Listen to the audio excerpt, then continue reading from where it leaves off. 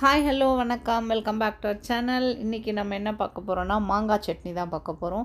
So அதுக்கு என்னென்ன இன்க்ரீடியன்ட்ஸ்னு பார்த்துடலாம். ஒரு பெரிய சைஸ் மாங்காய், ஒரு 4 தக்காளி, ஒரு 3 பச்சை மிளகா, ஒரே ஒரு வெங்காயம், அதுக்கப்புறம் கொஞ்சம் நாட்டு சர்க்கரை, அதுக்கப்புறம் பார்த்திங்கன்னா கொஞ்சம் சில்லி பவுடரும் சால்ட் நமக்கு தேவைப்படும்.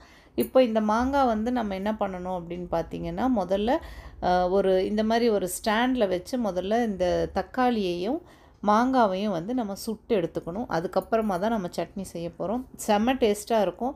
ஸோ மாங்காய் சீசன் வந்ததுன்னா கண்டிப்பாக இதை நீங்கள் செஞ்சு பாருங்கள். உங்களுக்கு நிச்சயமாக பிடிக்கும் இது. ஸோ நான் இப்போ இந்த ஒரே ஸ்டாண்டில் எல்லாமே வச்சுட்டேன்.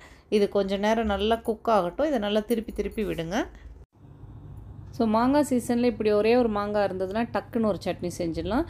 இப்போது நம்ம சுட்டு வச்ச தக்காளியும் இந்த மாங்காவையும் தோலை நீக்கிட்டு இப்போ மிக்சியில் போட்டு நல்லா கிரைண்ட் பண்ணிவிடுங்க. கிரைண்ட் பண்ணதுக்கப்புறம் நான் ஆனியனும் சில்லியும் கட் பண்ணி வச்சுருக்கேன். இப்போ தோல் சீவின மாங்காவும் தக்காளியும் ரெடியாக இருக்குது. இதை மிக்சியில் போட்டு நம்ம அரைச்சி எடுத்துக்கலாம். இதை இப்போ ஒரு பவுலில் ட்ரான்ஸ்ஃபர் பண்ணிவிடுங்க.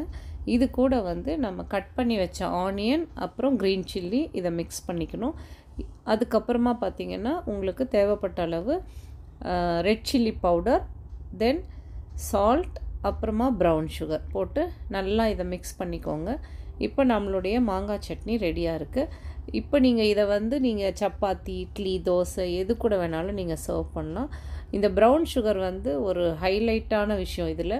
இது போட்டு நீங்கள் அந்த புளிப்பு, காரம் எல்லாம் மிக்ஸ் பண்ணி சாப்பிடும்போது செம்மையாக இருக்கும்.